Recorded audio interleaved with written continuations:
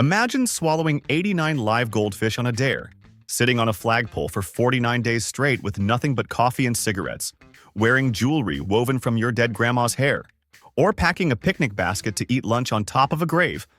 Because yes, your great-great-grandparents actually did all of this for fun. From stuffed kittens having tea parties to pet rocks that made millionaires and cockroach races with real bookies, American history is way weirder than your textbook ever told you. I found 111 of the most ridiculous, shocking, absolutely unhinged hobbies Americans obsessed over.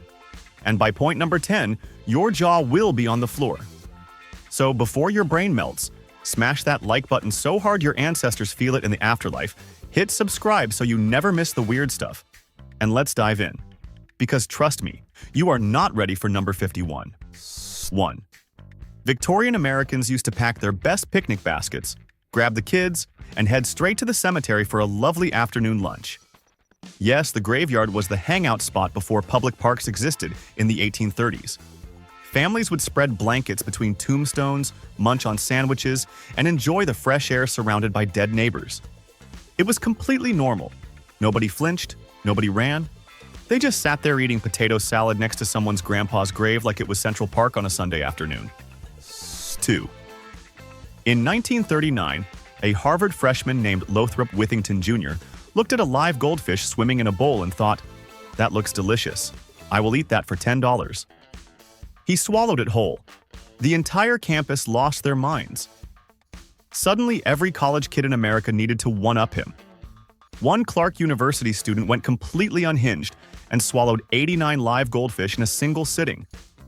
Scientists panicked. Universities threatened bans. Parents wrote angry letters. But the goldfish kept disappearing down college throats across America because apparently a $10 bet started one of history's most ridiculous crazes. 3. Alvin Shipwreck. Kelly decided the best use of his time was sitting on top of a flagpole for 49 days straight in Atlantic City in 1930. No bed, no shower, just coffee and cigarettes up in the sky like a very committed pigeon. Crowds gathered below just to stare at this man slowly losing his mind on a metal pole. Newspapers covered it daily. Americans were obsessed. Nobody asked why. Nobody told him to come down. They just looked up, shook their heads, and thought, "That is the most incredible thing I have ever seen in my life." 4. Victorian women were grieving, and they were also extremely fashionable about it. When a loved one died, instead of crying into a pillow, they carefully cut off chunks of the dead person's hair and wove it into rings, earrings, and watch chains. They wore it proudly to dinner parties. Guests complimented the jewelry. Nobody screamed. A woman might casually mention that her bracelet was made from her late husband's hair, and everyone would lean in for a closer look like it was a diamond from Tiffany's. 5. A taxidermist named Walter Potter looked at dead kittens and saw a tea party waiting to happen. He dressed stuffed kittens in tiny wedding outfits, seated them at miniature tables with little cups, and displayed the whole scene like a formal portrait. Americans saw this and thought it was absolutely charming. Families copied the idea and started displaying their own stuffed kittens in wedding and dinner setups on their home mantelpieces. Guests visited specifically to admire the dead cats in formal wear. Nobody called a doctor. Everyone just clapped. 6. Wealthy Americans in the 1800s threw dinner parties with a very unique guest entertainer. A phrenologist would walk around the room feeling bumps on everyone's skull and then announce their personality to the entire group. One man gets told his head bump means he is dishonest. Another learns his skull confirms he is lazy.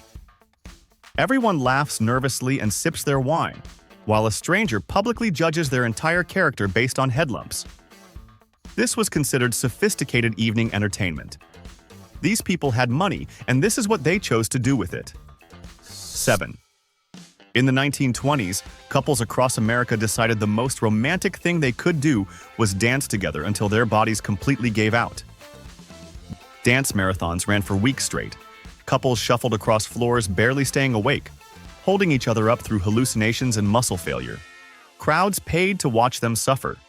Promoters handed out tiny prizes to keep them going. Some dancers collapsed and had to be carried out. Some reportedly danced until they could no longer recognize their own partner. America watched all of this live and called it entertainment and paid good money for front row seats. 8. Pregnant women in the 1800s did not rest at home with their feet up. They packed a picnic basket, grabbed their other children, and headed downtown to watch a public hanging as a fun family outing. The kids ate sandwiches. The mother fanned herself in the crowd. 10,000 strangers gathered to watch a man get executed, and everyone treated it like a county fair. Vendors sold food nearby. People saved good spots early. A woman 9 months pregnant stood in that crowd eating an apple and considering it a perfectly lovely Tuesday afternoon out with the family. 9. Americans in the 1800s had a very creative solution to the sadness of losing a family member. They propped the dead body upright, painted open eyes directly onto the closed eyelids, and posed everyone together for a family photograph. The dead relative sat or stood right there in the portrait looking almost alive except for being completely dead. Families displayed these photos proudly on their walls. Guests came over for dinner and stared at the portrait wondering which one was the corpse. Sometimes you genuinely could not tell. That was apparently the whole point, and everyone found it lovely. 10. In 1975, a man named Gary Dahl was sitting in a bar, listening to his friends complain about their pets, and he had a genius thought. He put a rock in a cardboard box with air holes, wrote a care manual for it, and sold it to Americans for $4 as a pet rock. Americans bought it by the millions. They named their rocks. They worried about their rocks. They told friends their rock had a good personality. Gary Dahl became a millionaire in 6 months selling literal rocks from a driveway. The rock never moved. It never asked for anything. It was perfect. 11. Colonial teenagers in the 1700s had their own version of a house party, and it involved corn. At Husking bees, groups of young people gathered in barns to shuck enormous piles of corn together. Sounds boring until you learn the rule. If a boy found a red ear of corn hiding in the pile, he was allowed to kiss anyone in the barn he wanted. Suddenly, everyone was digging through corn like their life depended on it. Boys prayed for red corn. Girls pretended not to care. The barn got very loud very fast and the corn got shucked remarkably quickly every single time. 12. Victorian women discovered that seaweed was not just something you stepped on at the beach and screamed about. They pulled it out of the ocean, pressed it carefully onto paper, and arranged the colorful ocean plants into elaborate scrapbook designs. Some women spent entire afternoons spelling out love poems using nothing but seaweed. They displayed these albums proudly at dinner parties. Guests flipped through pages of romantic messages written entirely in dried ocean plants and nodded approvingly. A woman could hand her beloved a seaweed love poem, and it was considered deeply romantic and not strange at all in Victorian America. 13. In the 1840s, Americans threw mesmerism parties where the whole point was watching the host get hypnotized in front of everyone. A hypnotist would put the homeowner into a deep trance while guests sat around watching and sipping drinks. The hypnotized host might say strange things or act completely bizarre while fully unconscious. Guests leaned forward in their chairs, absolutely delighted. Nobody worried. Nobody called for help. The host woke up later with no memory while everyone laughed and helped themselves to more refreshments. This passed as sophisticated home entertainment, and people genuinely looked forward to their invitations all week. 14. The 1920s had a kissing marathon craze, and one couple decided they were going to win it at absolutely any cost. They locked lips and simply refused to stop. 5 entire days passed. They kissed through meals somehow. They kissed through exhaustion. They kissed through probably wanting to never see each other again. Crowds gathered to watch and cheer them on like it was a sporting event. Judges monitored every second to confirm no contact was broken. The couple emerged 5 days later victorious, slightly delirious, and having set a record that most Americans desperately wanted to read about over breakfast. 15. Frontier miners in the Old West discovered a gambling game called Chuck-a-Luck and absolutely could not leave it alone. A dealer spun a cage full of dice and miners bet their entire weekly paycheck on the outcome. One bad roll and the money was gone. Another roll and it was gone again. Men who had spent weeks digging in freezing rivers for gold handed it all over to a spinning cage of dice in about 4 minutes. Then they borrowed money and did it again. The saloon got rich. The miners got poor. Everyone agreed Chuck-a-Luck was a fantastic hobby. 16. During the Great Depression, Americans had very little money, but they did have soap and apparently a tremendous amount of free time. Soap carving became a national hobby with actual championships held across the country. Housewives and factory workers carved elaborate sculptures from ordinary bars of soap. Animals, portraits, entire scenes carved from something you normally use to wash your armpits. Newspapers covered the championship seriously. Winners received trophies. Crowds showed up to watch grown adults be publicly judged on the artistic quality of their carved soap. America was broke, and somehow this became the most dignified competition in the country. 17. Americans in the 1800s decided that squirrels were basically dogs and started walking them through city parks on tiny leashes. A man would stroll down a city street with a squirrel perched on his shoulder or trotting along on a leash beside him completely unbothered.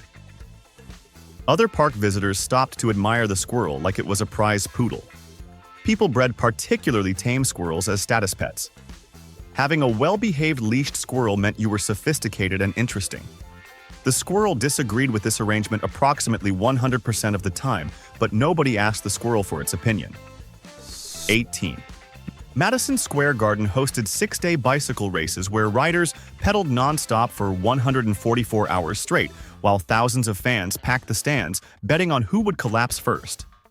Riders hallucinated from sleep deprivation. Some veered off course chasing imaginary objects. Support teams ran alongside screaming instructions at men who could no longer process language properly. Crowds stayed through the night drinking and cheering. Newspapers updated standings hourly. The winner was whoever remained conscious and technically moving after 6 days. Americans called this a sport, bought tickets enthusiastically, and considered it a perfectly reasonable way to spend a week. 19. When nuclear anxiety hit America in the 1950s, some families decided the most logical response was to build a fallout shelter in the backyard and decorate it nicely. They installed curtains. They added board games. They threw shelter parties and invited neighbors down to admire the concrete bunker they had furnished like a cozy living room. Couples debated paint colors for blast-proof walls. Magazines published shelter decorating tips. A family would proudly show guests their underground room stocked with canned goods and call it a hobby project. The world was possibly ending, and Americans responded by coordinating their bunker throw pillows. 20. In the 1800s, cigarette companies tucked small collectible cards inside every pack featuring baseball players, exotic animals, and famous fighters. Men smoked purely to complete their collections. A man might smoke 3 packs in a day, not because he wanted to, but because he was 1 card away from finishing his baseball set and could not emotionally handle the incompleteness. Boys traded cards outside tobacco shops desperately. Fathers hid duplicates from their sons. The tobacco companies became extraordinarily rich selling addiction packaged as a wholesome collecting hobby, and Americans happily lined up to participate without once questioning any of it. 21. Colonial women called them quilting bees, and they were technically about sewing, but absolutely nobody was there for the sewing. 12 women would gather at dawn around an enormous quilt frame and spend the entire day stitching, while talking about every single person in the village who was not in that room. Reputations were built and destroyed between needle strokes. By hour 6, the sewing had basically stopped and the gossiping had reached a dangerous intensity. Then evening arrived and someone brought out the whiskey, and the quilting bee transformed into something completely different. The quilt sometimes got finished, sometimes it did not. Nobody minded either way. 22. In 1870s, saloons across America, men gathered not to gamble but specifically to watch a card dealer run a game called Faro. The dealer was almost certainly cheating. Everyone in the room knew the dealer was almost certainly cheating. The men bet anyway. Faro was so notoriously rigged that finding an honest dealer was considered basically a myth, like a unicorn in a waistcoat. Saloon owners loved Faro because it reliably emptied men's pockets every single night.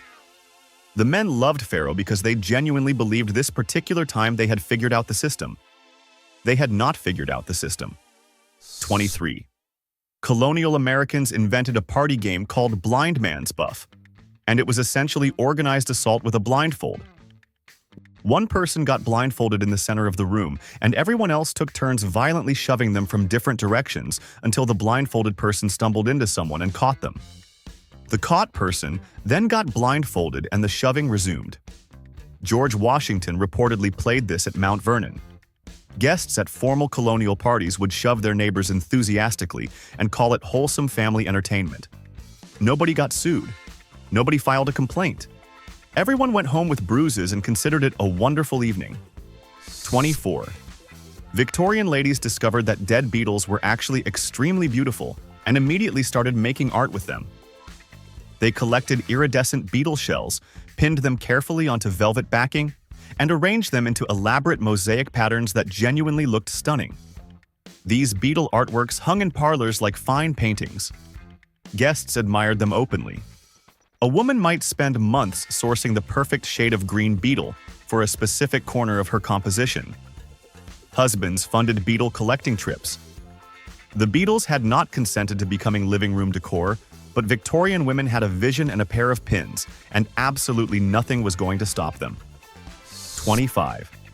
In 1848, two sisters named Kate and Margaret Fox from New York told everyone they could communicate with dead people, and America completely lost its mind in the best possible way.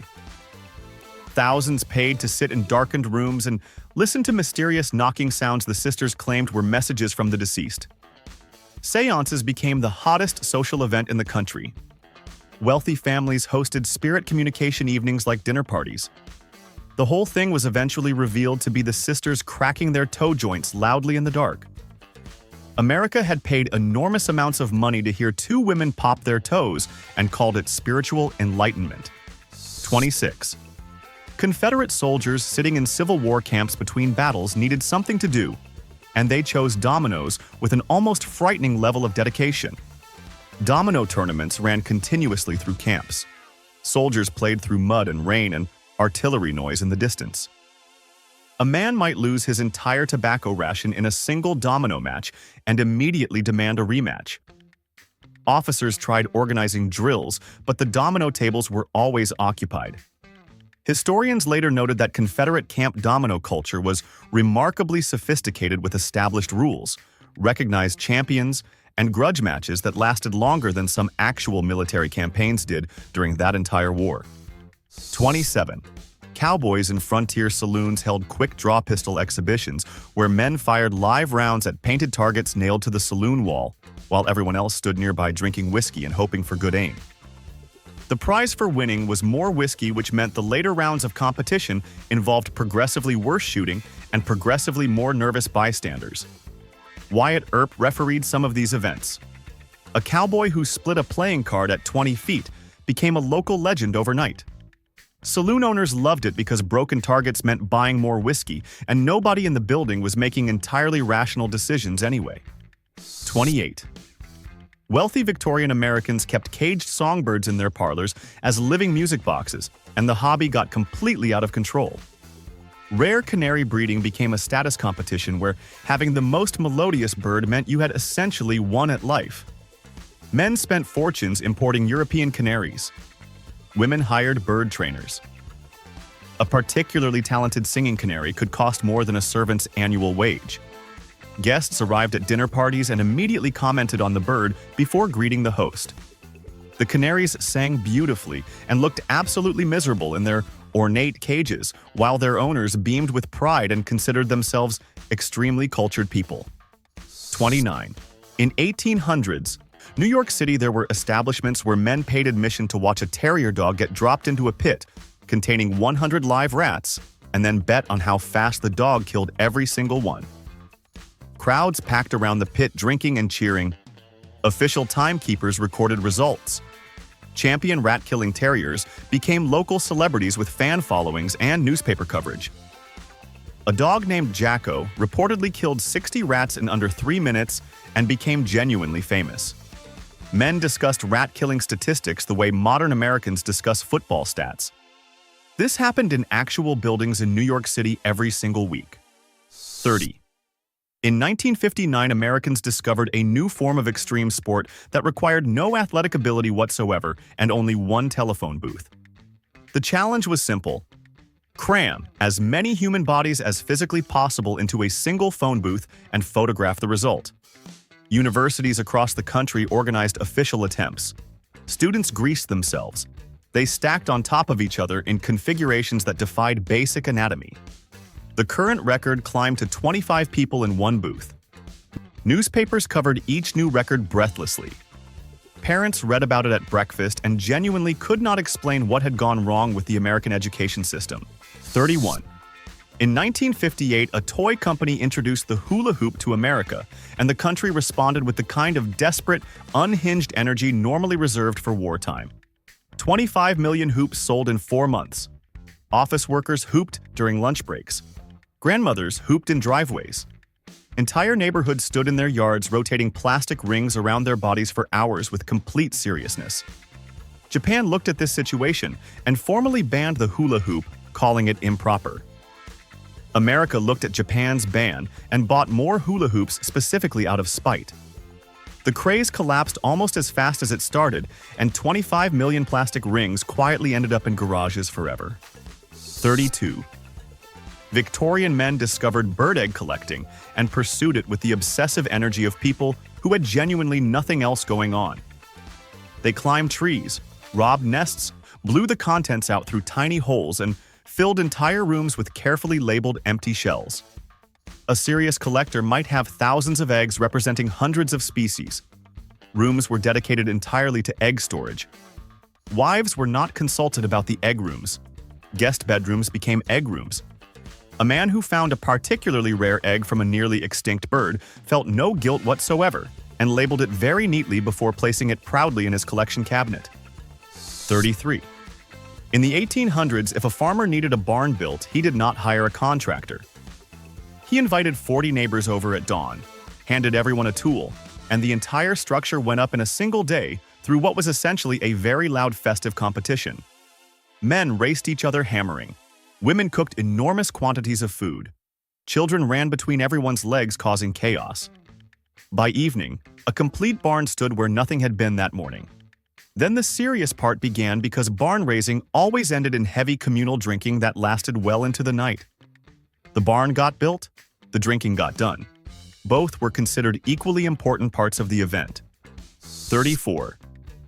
Colonial Virginia hosted cockfighting as a legitimate party entertainment, where roosters fitted with tiny steel spikes fought to the death, while elegantly dressed guests watched, bet heavily, and then danced afterward like nothing had happened. George Washington kept fighting roosters. Thomas Jefferson attended matches. A rooster with a winning record became genuinely famous in the county, and its owner walked around with the energy of someone whose sports team just won a championship. The fight ended. Somebody collected their winnings. A musician started playing. Everyone moved to the dance floor, and the evening continued beautifully, as though steel-spurred roosters had not just murdered each other 20 feet away. 35. Paul Revere was an American hero, and also apparently a terrifying card game opponent. His family regularly played whist together, and Paul Revere played with the competitive intensity of a man who considered every card game a matter of national importance. During one particularly heated game, he played so aggressively and mercilessly against a young bride that she burst into tears and refused to ever play whist again for the rest of her life. Paul Revere reportedly felt no significant remorse about this. He had ridden through the night warning an entire nation, but he was absolutely not going to go easy on you at cards. 36. Victorian Americans discovered that single-celled organisms called diatoms were actually microscopic works of art, and a small obsessive community decided to arrange them into elaborate designs using a single hair as a paintbrush. These compositions were completely invisible to the naked eye and could only be seen through a microscope.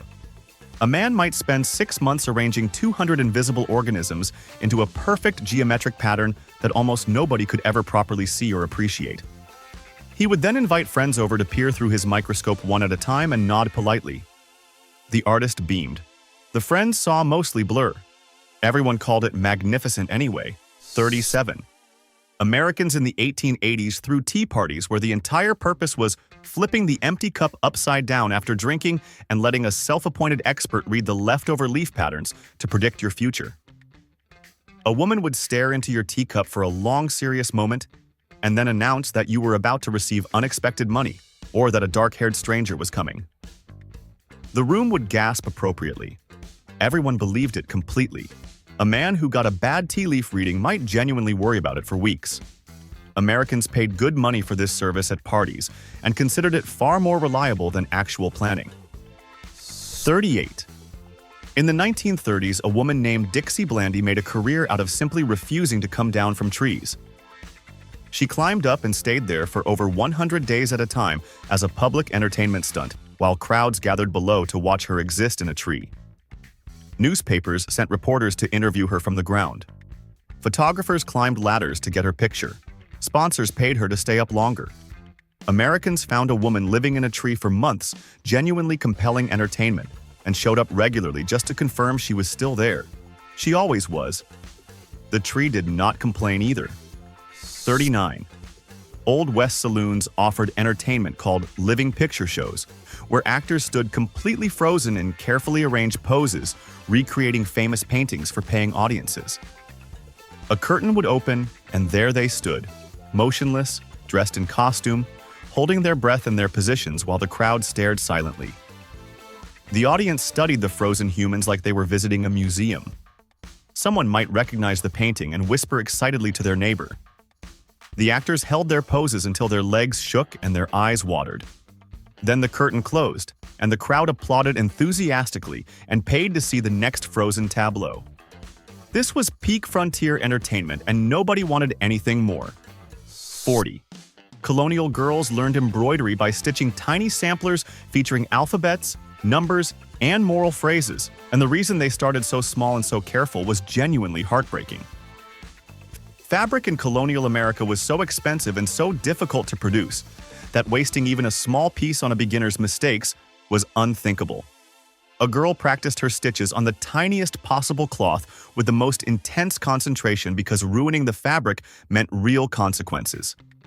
These little samplers survived hundreds of years, and historians now read them like diaries. A 10-year-old girl stitched her name and the date into a 2-inch square and accidentally left a permanent record of her entire existence. 41. Americans in the 1920s discovered that rocking in a chair continuously for over 100 hours was apparently something worth competing over. Churches organized official rocking chair marathons where participants rocked non-stop for days in exchange for prizes donated by local businesses. Contestants rocked through the night wrapped in blankets while family members sat nearby reading newspapers and occasionally handing them sandwiches. A man who stopped rocking for too long got disqualified. Some competitors rocked so long they reportedly could not stop the motion for hours after the contest ended. Their bodies just kept going. The church collected donations. Everyone considered this a perfectly godly use of a long weekend. 42.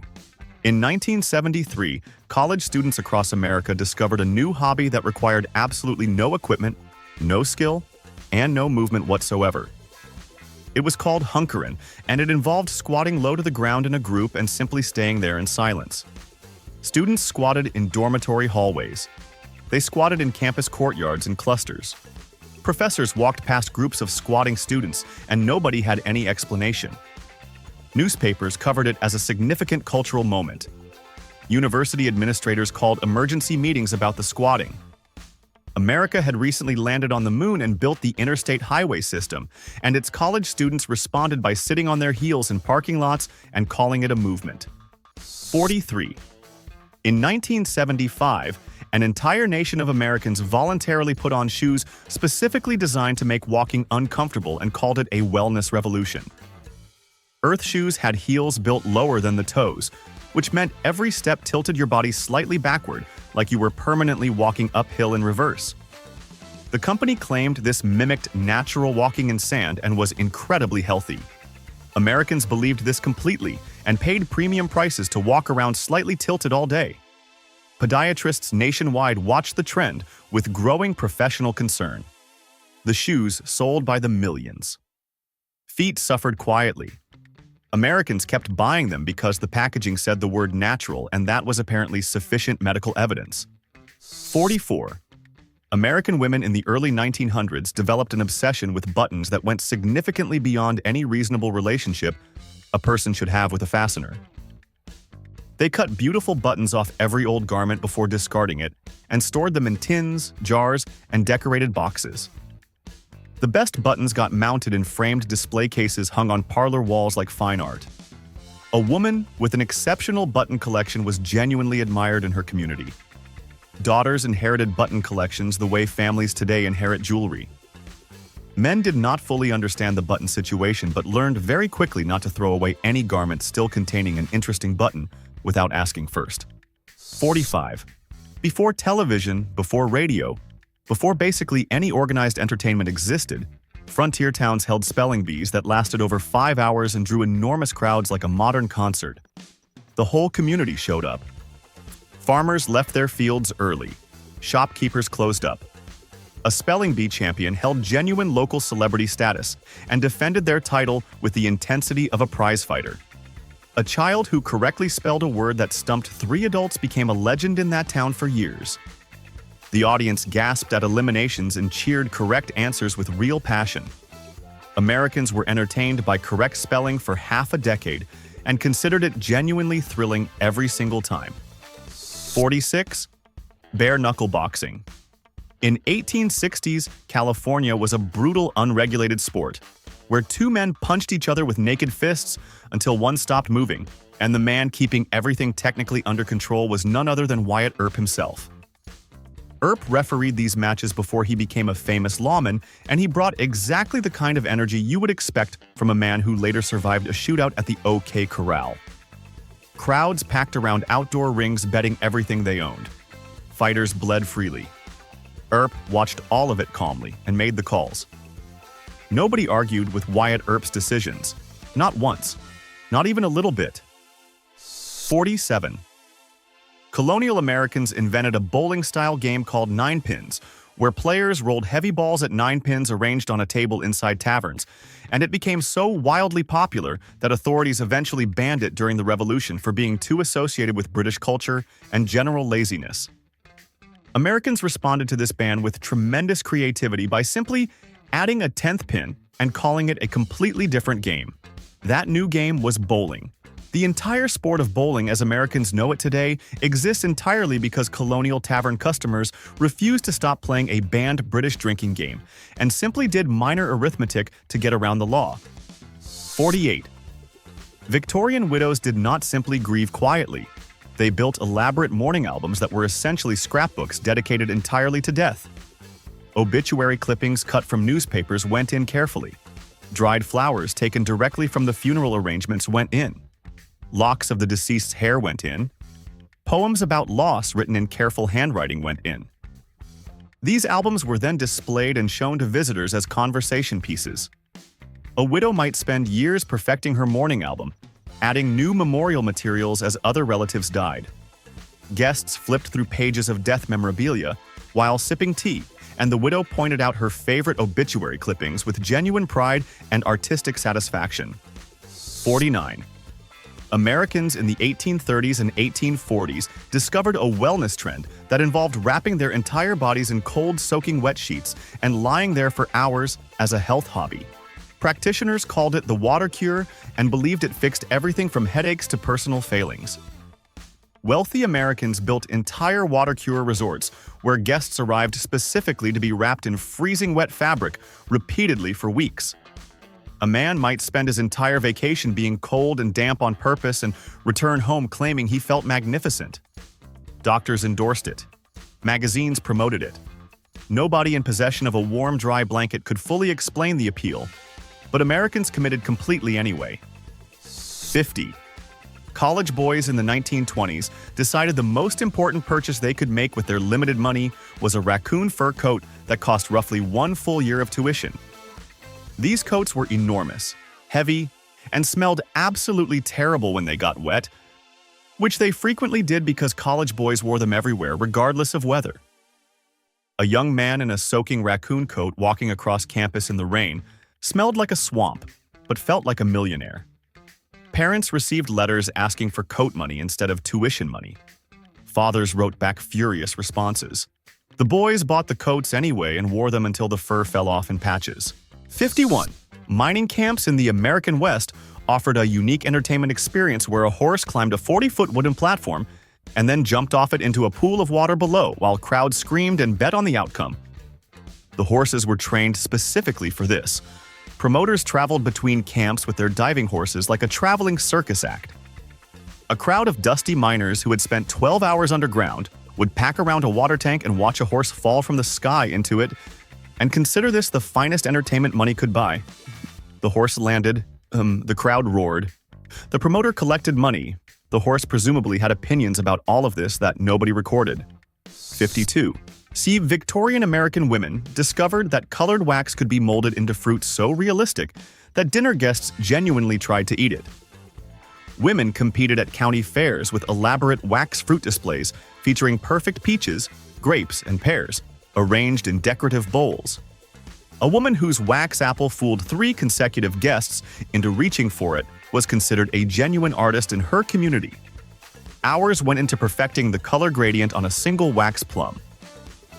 Husbands came home to find the dining table covered in wax cherries and learned to ask before touching anything edible in the house.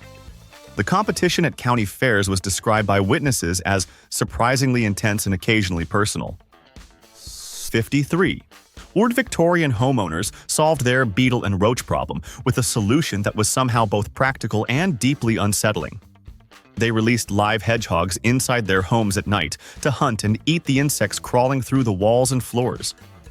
The hedgehog roamed freely through darkened rooms, doing pest control while the family slept upstairs. In the morning, the hedgehog was collected and put away until the next evening shift. Guests who stayed overnight sometimes encountered the hedgehog on a midnight bathroom trip and had complicated feelings about it. The family considered this an entirely reasonable arrangement and spoke about their hedgehog the way modern Americans talk about a Roomba. 54. Now, did college boys in the 1920s invented a sport called marathon tree climbing, where competitors raced up oak trees completely blindfolded while crowds cheered from below at campus fairs? A young man would tie a cloth over his eyes, find the trunk by feel, and scramble upward as fast as his arms and complete lack of vision allowed. Branches hit faces. Boys fell and immediately climbed back up. The crowd counted seconds and screamed encouragement at the blindfolded figures clinging to trees above them. A boy who reached the top first received a prize and permanent campus bragging rights. The trees survived. Most of the boys survived. Everyone called it a sport without hesitation. 55. In 1975, Americans discovered that a cheap ring with a heat-sensitive stone inside it could tell you exactly how you were feeling emotionally, and they believed this with their whole hearts. Mood rings changed color based on body temperature, and the included chart explained that each color represented a specific emotion. Green meant calm.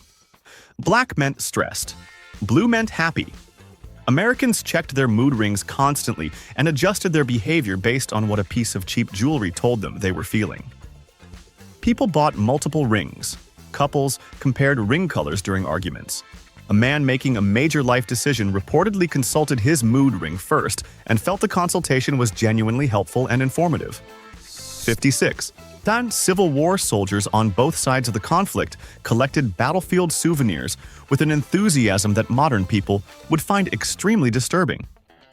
Bullets dug from trees went into coat pockets. Uniform buttons pulled from fallen soldiers went into boxes.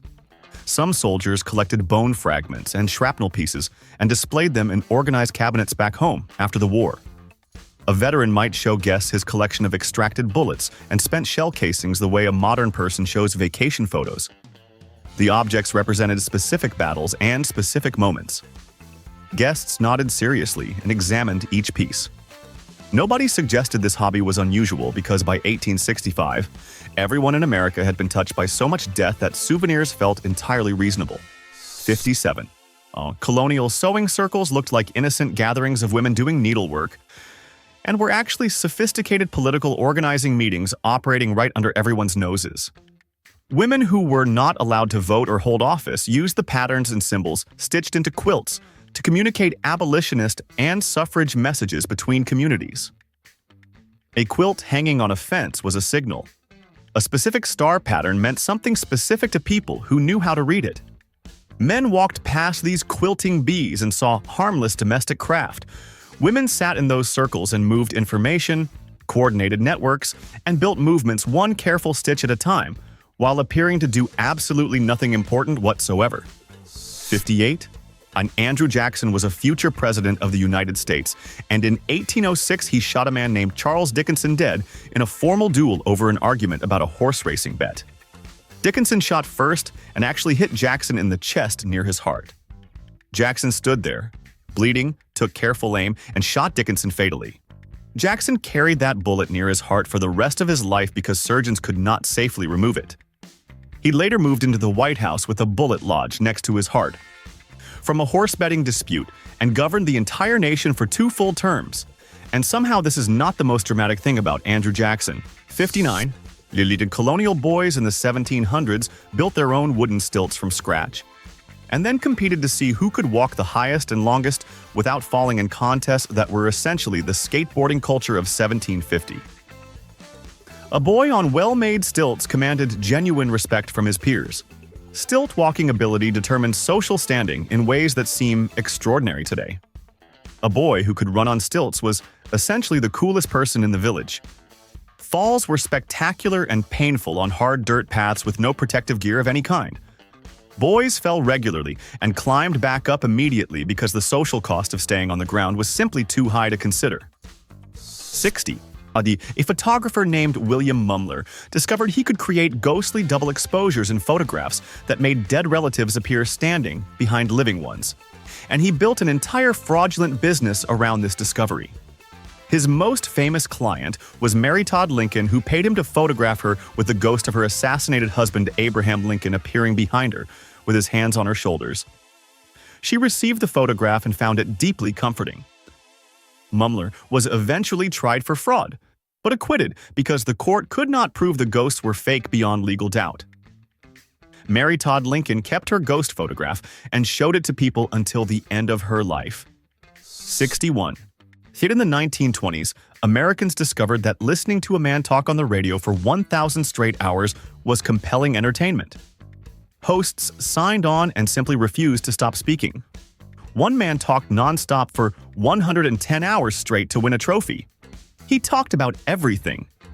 He talked about nothing. His voice deteriorated badly around hour 60, but he kept going. Listeners tuned in specifically to hear him suffering through exhaustion. Stations reported record audiences during the final hours. The man received his trophy, croaked out a thank you, and slept for approximately 3 days straight. America considered this a legitimate competition and demanded more of them immediately. 62. Lodge Depression-era Oklahoma had pie-eating contests, and one woman named simply as a housewife ate 23 peach pies in 40 minutes and became a local legend nobody ever forgot.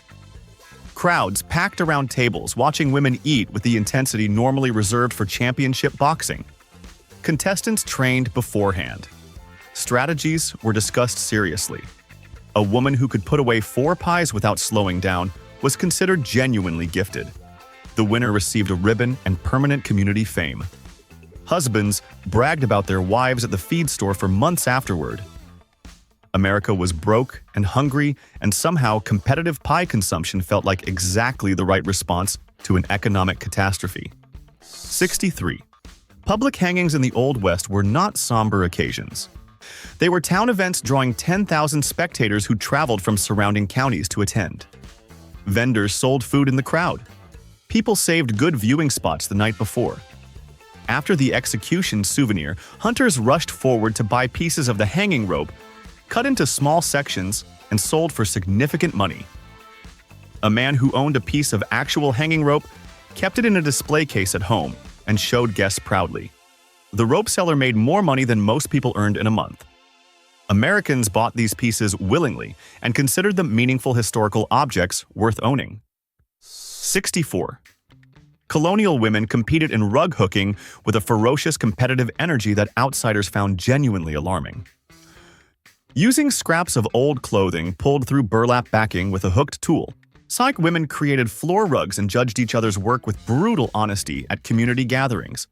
The woman who hooked the tightest loops won community respect that lasted years.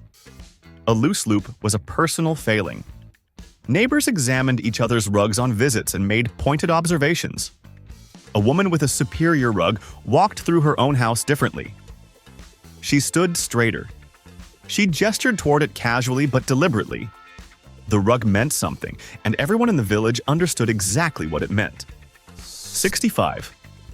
Wealthy Americans in the 1800s kept pet alligators in their bathtubs and thought this was perfectly reasonable. Baby alligators were sold in markets and mailed through the United States Postal System in small boxes with holes punched in the sides. A family might receive a live alligator through regular mail delivery and consider this a delightful Tuesday. The alligator lived in the bathtub until it grew large enough to make bathing genuinely dangerous. At that point, some owners released them into city sewers, which is where every alligator in sewer legend actually came from. The Postal Service eventually developed opinions about mailing live reptiles, but it took considerably longer than you would expect. 66. In 1922, America discovered Mah Jong, and the obsession was immediate and total. 1.5 million Chinese tile sets sold in a single year. Women's clubs canceled their regular meetings to play Mah Jong instead. Husbands came home to find every surface covered in ivory tiles. Department stores could not keep sets in stock. All women learned Chinese terminology for the tiles because the game demanded it, and they complied without complaint. A woman who could play Mah Jong well was socially elevated in her community. A woman who could not play Mah Jong was gently pitied. The craze burned intensely for several years and then vanished almost completely, leaving behind millions of abandoned tile sets in closets across America. 67. Children in the 1960s mailed away for sea monkeys after seeing advertisements showing happy humanoid creatures with crowns living in tiny underwater kingdoms. The ad showed a family of smiling shrimp people.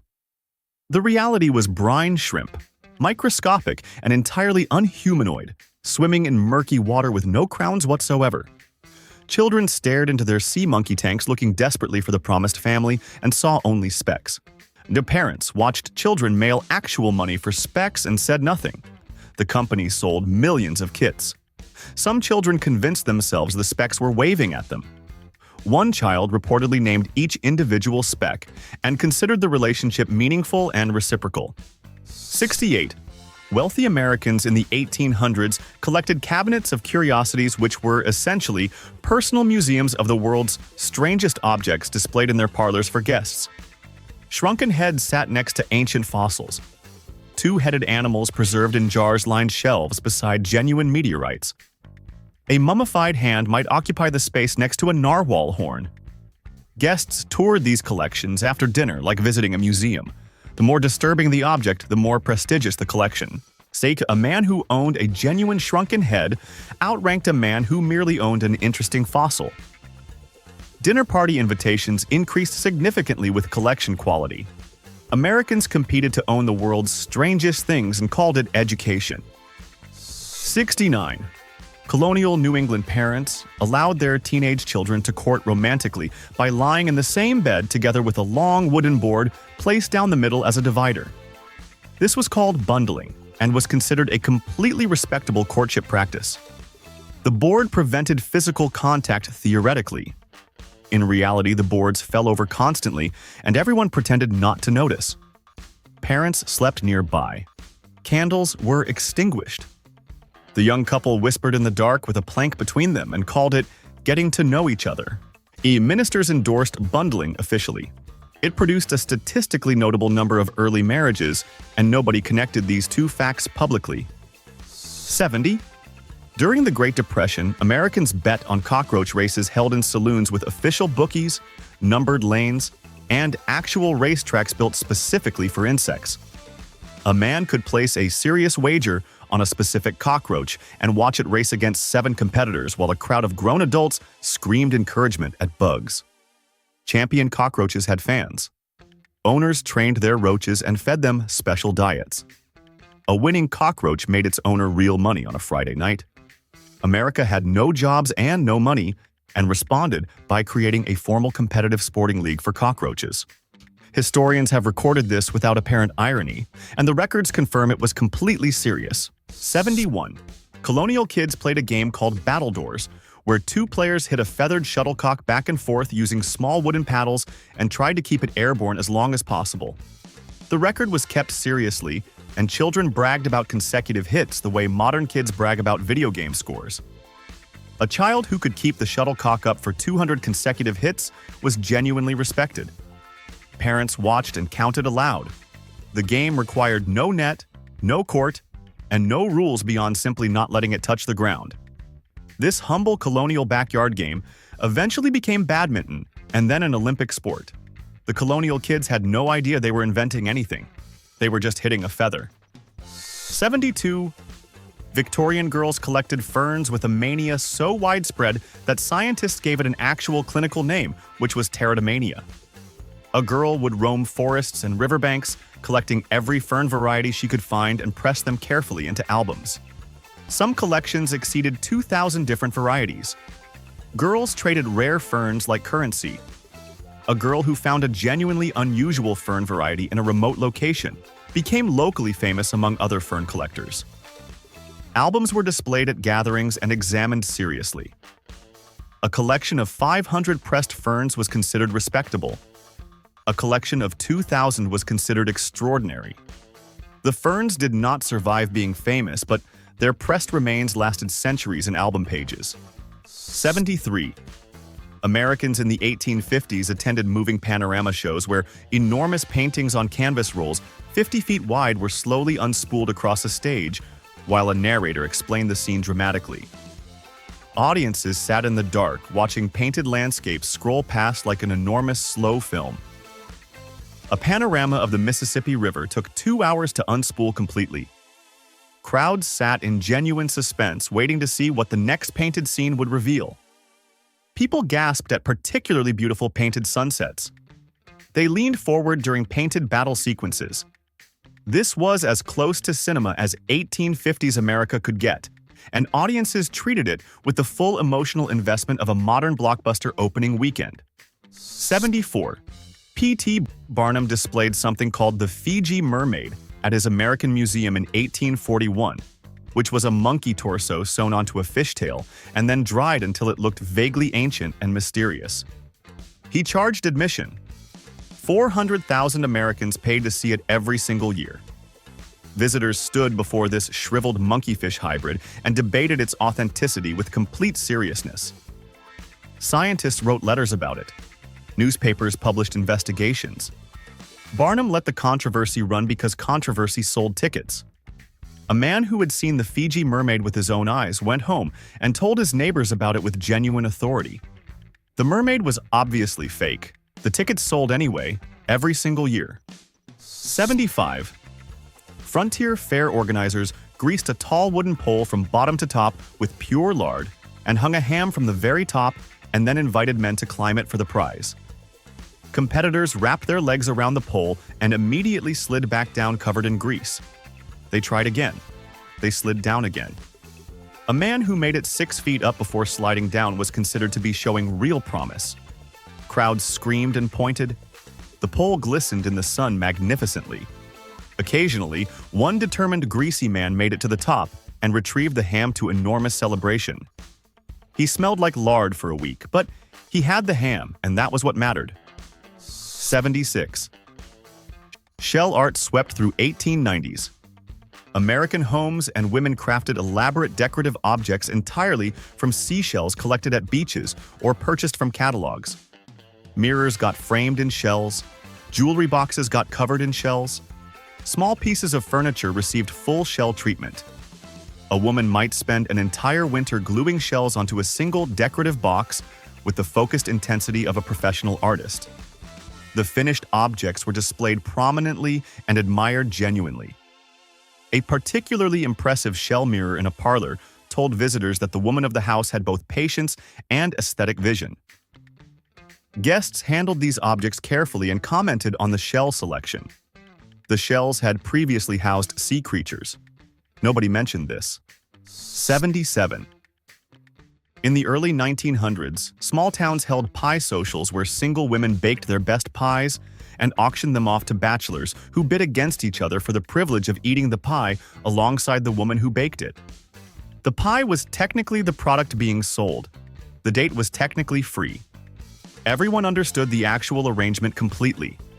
A man who bit aggressively on a woman's pie was making a public declaration. A woman whose pie attracted multiple bidders walked home feeling excellent about herself.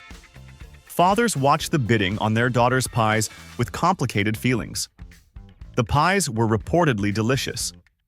The marriages that resulted from pie socials were reportedly mixed in quality. 78. Roller derby arrived in the 1960s, and American women strapped on skates and body-checked each other at 30 miles per hour around banked oval tracks while arena crowds lost their minds completely. These women were serious athletes operating with genuine ferocity. A blocker, who could send a competitor flying over the rail, became a fan favorite overnight. Crowds packed arenas screaming for specific skaters by name. Women trained brutally for this sport. Injuries were frequent, and nobody slowed down because of them.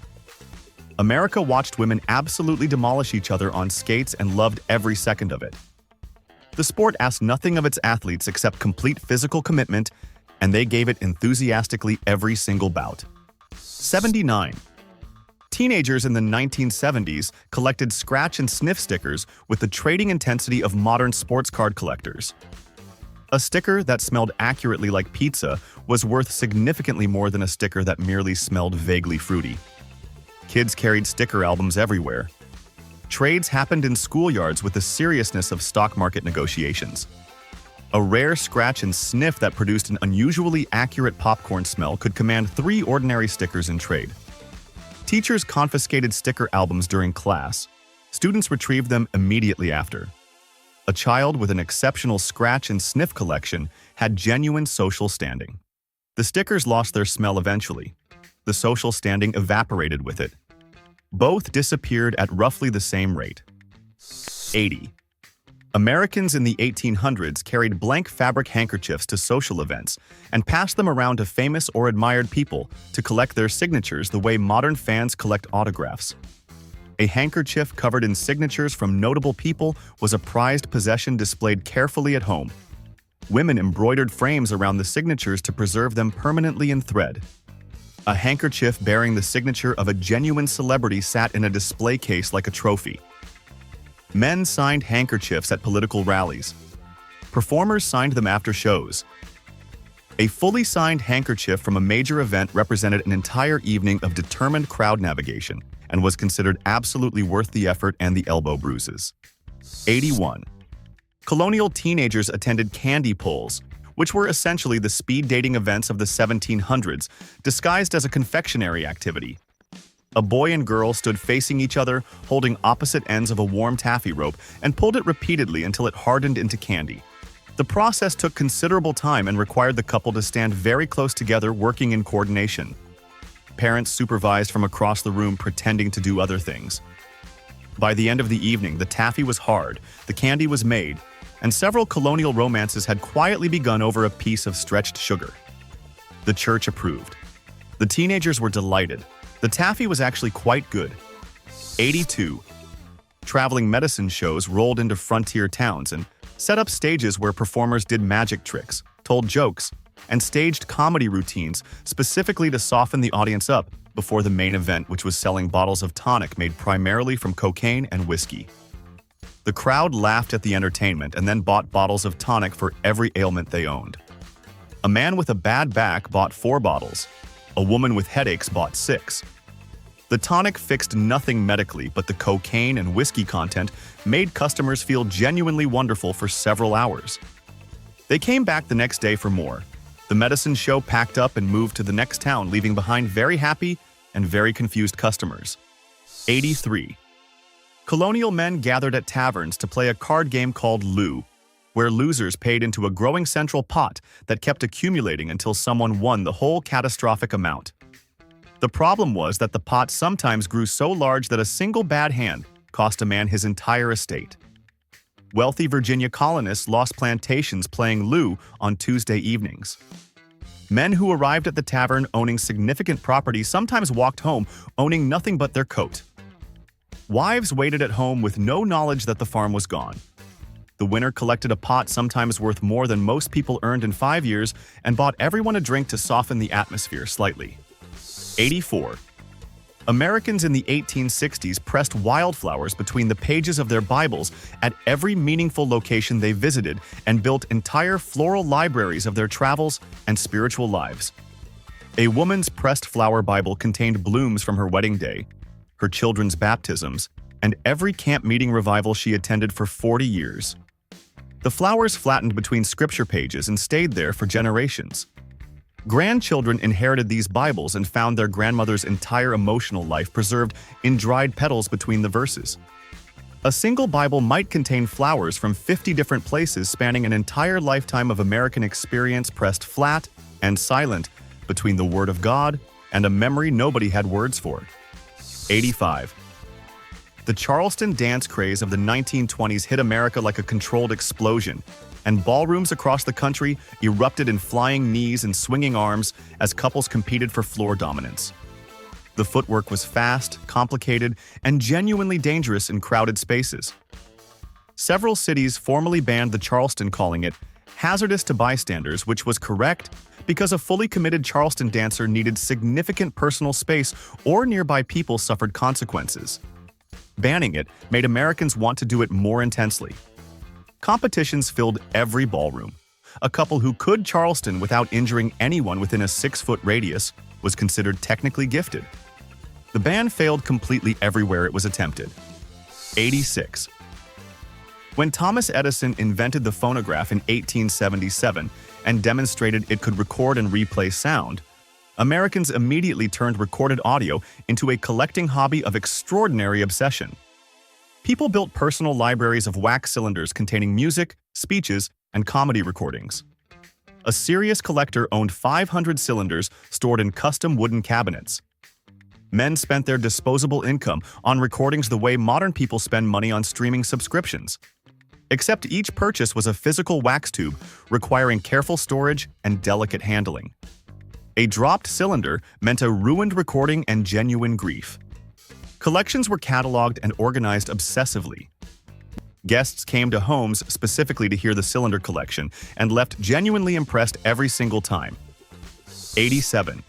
Pioneer families gathered for turkey shoots, where a live turkey was tied to a post 100 yards away and marksmen paid to fire at it, with the winner taking the bird home for Thanksgiving dinner.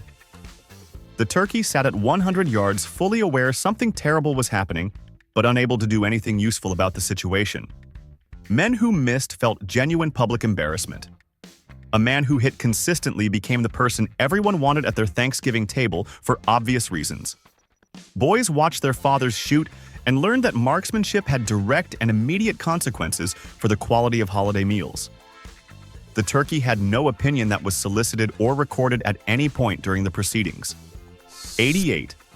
Irish-American women in the 1800s carried crochet projects in small purses everywhere they went and pulled them out during every idle moment available. Waiting for a ferry meant crochet. Sitting through a long sermon meant crochet held slightly below the pew edge. Riding in a wagon meant crochet despite the bumping. These women produced extraordinary quantities of intricate lace using tiny steel hooks and thread so fine it required excellent eyesight and tremendous patience. A woman's crochet speed was a point of quiet personal pride. A finished lace collar represented dozens of hours of stolen minutes assembled across weeks of ordinary life. The collars were beautiful. The dedication behind each one was genuinely staggering. 89. Live pigeon shooting competitions were a mainstream American hobby in the 1890s, where pigeons were loaded into wooden boxes, released on command, and immediately shot by waiting marksmen while crowds watched and bet on outcomes. Clubs organized formal competitions with standardized distances and official rules. A skilled shooter who hit every released bird had genuine sporting celebrity status. The competitions ran regularly until 1902, when they were finally banned after public opinion shifted considerably against the practice. The clay pigeon target used in modern shooting sports was invented specifically to replace live birds in these competitions. Every clay pigeon target thrown into the air today is a direct descendant of a very unfortunate 1890s hobby that America eventually decided was perhaps slightly too literal. 90.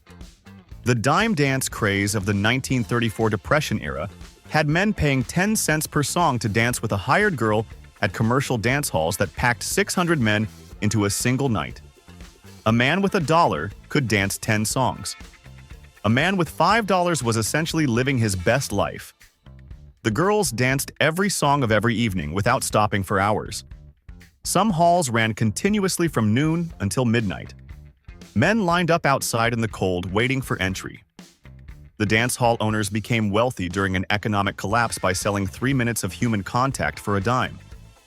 America was desperate and lonely, and 10 cents felt like an entirely reasonable price for both. 91. Tupperware parties in the 1980s were theoretically about plastic food storage containers and were actually elaborate competitive social performances where housewives demonstrated increasingly creative uses for sealed plastic bowls to rooms full of neighbors who felt obligated to buy something before leaving. The hostess received free Tupperware based on how much her guests spent, which created a fascinating dynamic where friendship and commerce became completely indistinguishable. A woman who threw a successful Tupperware party earned enough free containers to store food for approximately 40 years. Guests bought containers they did not need for foods they did not own. The containers stacked in kitchen cabinets for decades. Some are genuinely still there right now in American kitchens across the country. 92. Americans in the 1860s discovered postage stamps, and the collecting obsession that followed was immediate and total. Men used stamps off envelopes, dried them carefully, and mounted them in enormous scrapbook albums organized by country and denomination. A man with a complete set of early American issues owned something genuinely valuable. Boys traded duplicates at school with negotiating intensity. A single rare stamp with a printing error could make a collector briefly famous in philatelic circles, which were real social circles that real people genuinely cared about. Fathers passed collections to sons with the same gravity as passing down land. The stamps were tiny, colorful, and represented every letter ever sent between people who mattered to someone somewhere. 93. Iowa Corn Husking Championships in the 1930s drew 160,000 spectators, which was a larger crowd than professional football attracted at the time, and everyone involved understood this comparison and felt completely fine about it. Competitors husked corn at speeds that seemed physically impossible to observers. Official judges monitored every ear for quality. A champion cornhusker traveled the state giving demonstrations and receiving genuine fan mail. Farmers trained for months beforehand. Wives timed practice sessions with kitchen clocks. A man who husked faster than his neighbors walked through town differently for the entire following year. 160,000 Americans drove to a cornfield and screamed about corn removal and meant every single word of it. 94. In 1800s, San Francisco's Chinatown Americans discovered cricket fighting and immediately turned it into a serious gambling enterprise with trained crickets selling for the modern equivalent of $500 each. A prize fighting cricket lived in a special carved box and ate a carefully controlled diet. Owners studied their crickets the way modern trainers study prize fighters. Two crickets placed in an arena together fought with surprising ferocity while crowds of men pressed close and bet significant money on the outcome. A champion cricket made its owner genuinely wealthy over a fighting season. The crickets had no awareness of their celebrity status, which was perhaps the most merciful aspect of the entire arrangement. 95. Colonial families played a party game called Hot Cockles, where one person kneeled blindfolded with their face buried in someone's lap, while the other players took turns slapping them on the back, and the blindfolded person had to guess who hit them. The harder the slap, the more the crowd laughed. A particularly enthusiastic slapper became the crowd favorite. The blindfolded person guessed names while absorbing hits from multiple directions, with no idea who was responsible for which impact. George Washington played this game. Benjamin Franklin played this game. The founding fathers of the United States of America spent their leisure evenings kneeling blindfolded, getting slapped by their neighbors, and considered this sophisticated colonial entertainment. 96.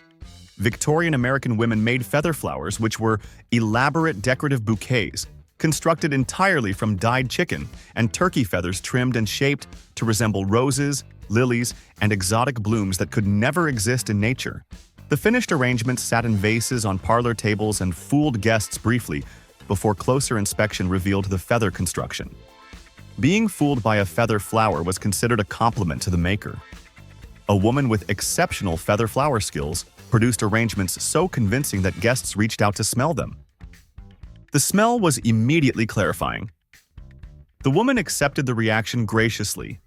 Feather flowers appeared at county fairs, church bazaars, and formal dining tables across America for decades without anyone questioning the fundamental logic of decorating homes with dyed poultry. 97.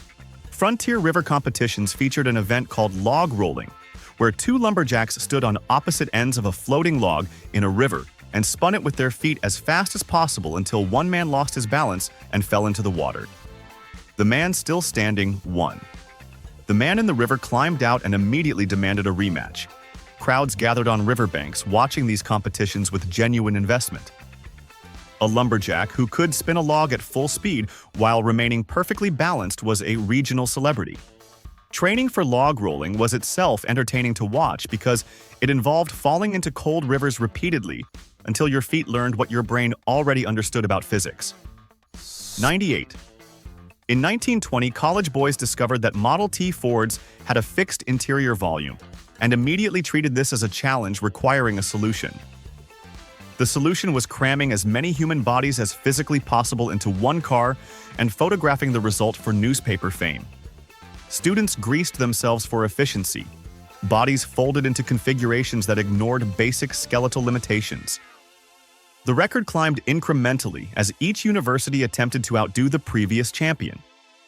26 people fit into one Model T, according to verified photographic evidence, which raises serious questions about human bone structure that anatomists have never fully addressed.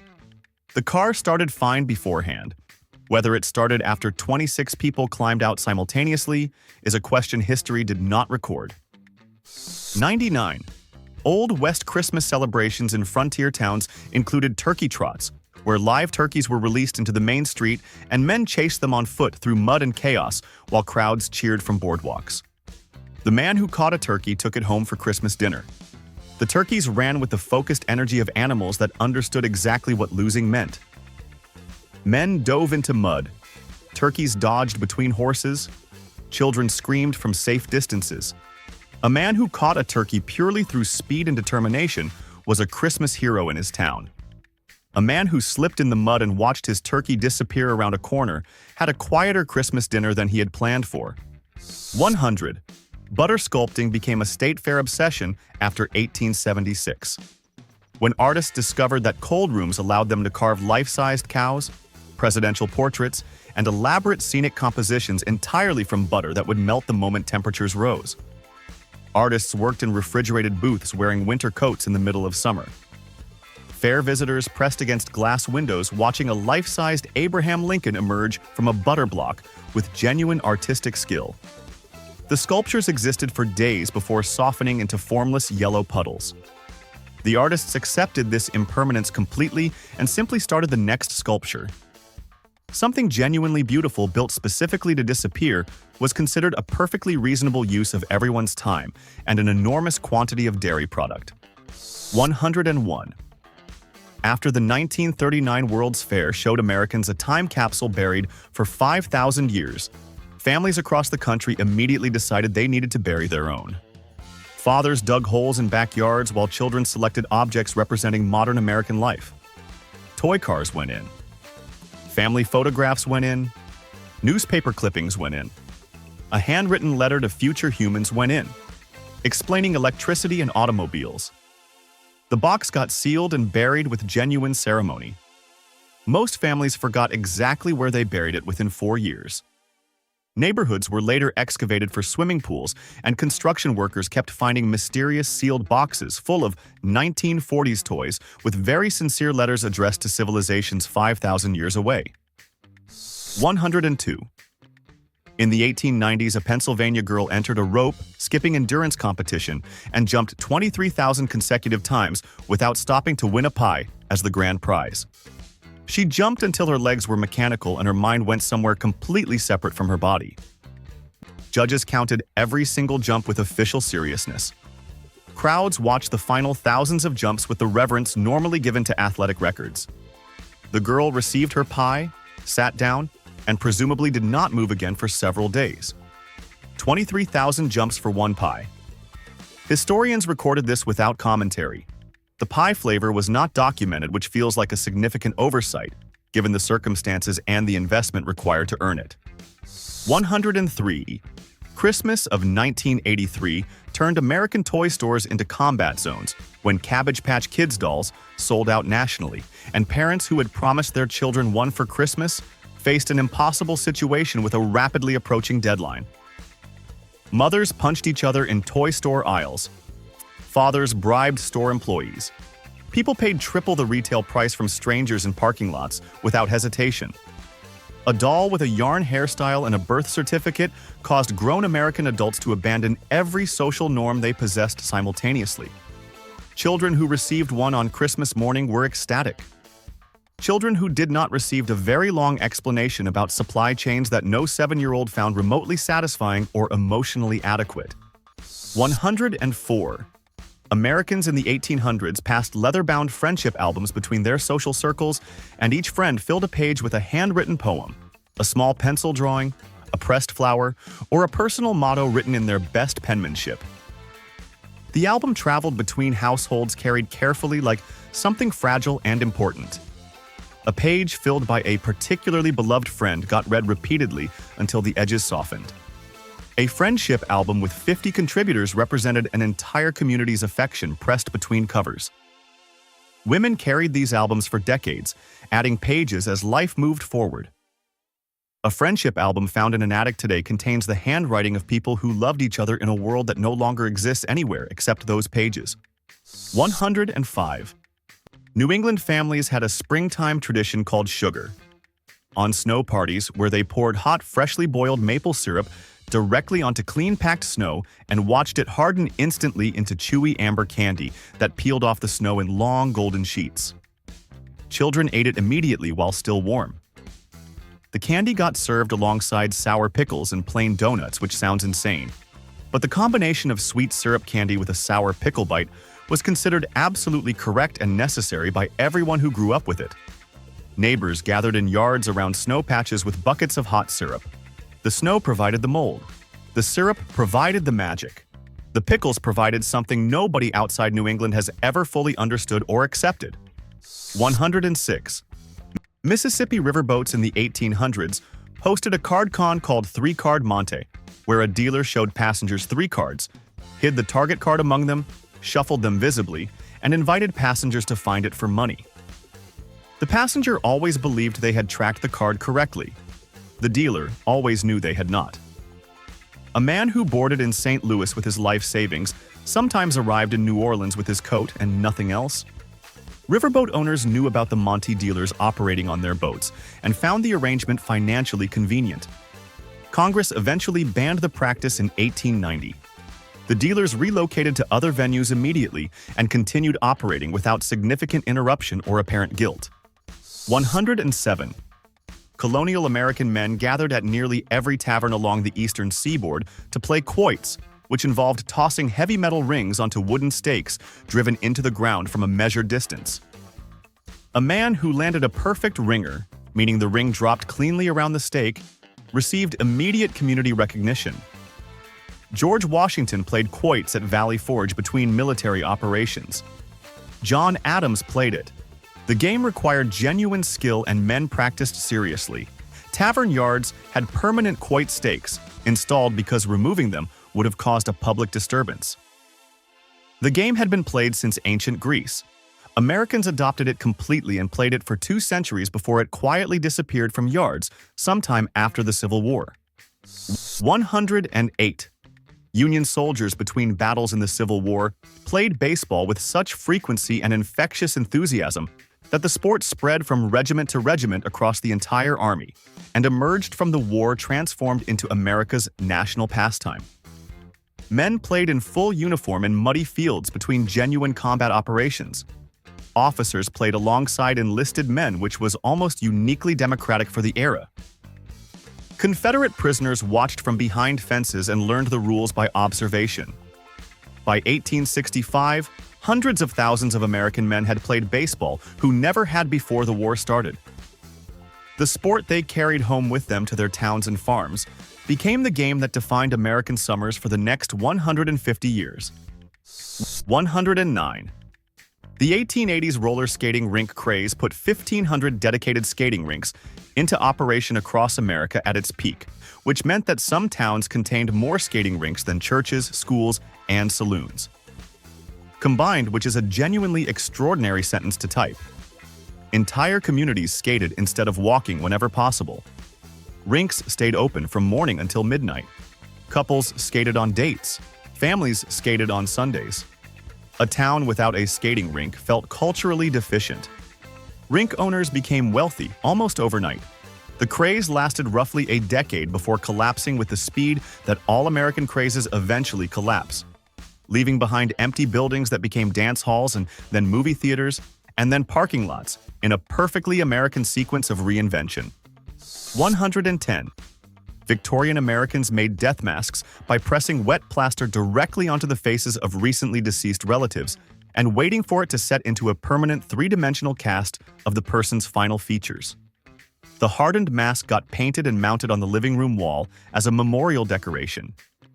Guests came for dinner and ate beneath the plaster face of someone's late grandfather, hanging above the fireplace, looking extremely present for a dead person. The family pointed the mask out proudly during the house tour. A particularly well-made death mask captured the subject so accurately that family members sometimes found it unsettling in ways they struggled to articulate politely to their hosts over dessert. 111. In 1978, Americans discovered CB radios, and the entire country simultaneously decided to become truck drivers linguistically. Offices full of accountants used CB handles. Suburban fathers installed rigs in station wagons. Neighbors communicated across backyards using trucking slang that nobody had spoken 3 months earlier.